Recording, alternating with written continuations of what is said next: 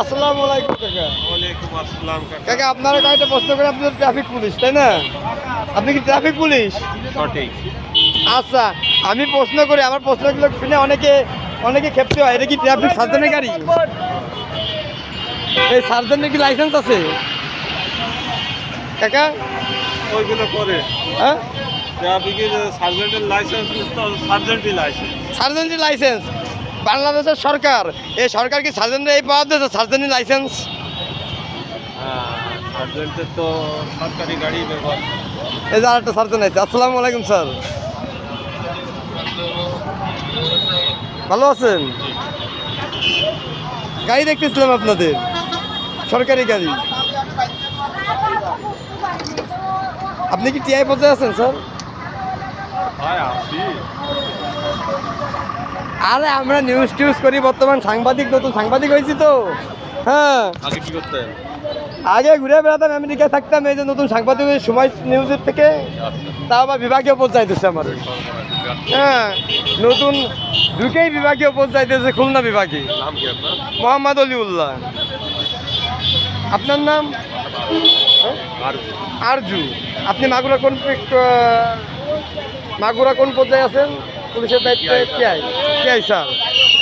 আপনাদের দায়িত্ব অনুযায়ী আমি কি কিছু কথা প্রশ্ন করতে পারি? পারি না? আমার উপর একজন আছে। আপনার উপর একজন আছে, তার নাম কি? তার নাম ফরদ হায়দার। ফরদ হায়দার। ফরদ হায়দার। তার নাম্বার কি দেওয়া যাবে? স্যার আপনি একটা অফিসে চা খাবেন? অফিসে তো অবশ্যই যাব, এত বেআইনি হচ্ছে বাংলাদেশে, তা অফিসে যাব না? কি বলেন, আমরা সঠিক নিউজ করতে পারি না এই আর্মি পুলিশদের অত্যাচারে। হ্যাঁ, আপনার বিশ্বাস হয় না? আমি এই যে কেবল মাগুরা ধরা আরম্ভ করেছি এক এক করে।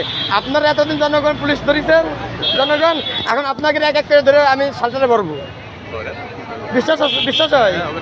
হয় না? হ্যাঁ, পুলিশ দেওয়া সবচেয়ে সহজ। এই পুলিশরা যদি মানুষকে ক্রাইম করতে না দিতে, মানুষ ক্রাইম করতে পারতো না। আপনার সুযোগ সুবিধা দিয়েছেন, মানুষ ক্রাইম করতে বাধ্য হয়েছে। আপনার সুযোগ সুবিধা দিয়েছেন, টাকা নিয়ে লোভ ধরাইতেছেন, তারা আইন ভঙ্গ করেছে। রেগুলার ভঙ্গ করতে করতে তারা অভ্যাসে পরিণত হয়ে গেছে। নাকি ভুল করলাম? এটা কিন্তু মাগুরা চ্যানেলে আপডেট থাকবে। আপনার সাথে আমি কথা কইছিলাম, এই যে মোহাম্মদ অলিউল্লাহ নিউজ আপডেট,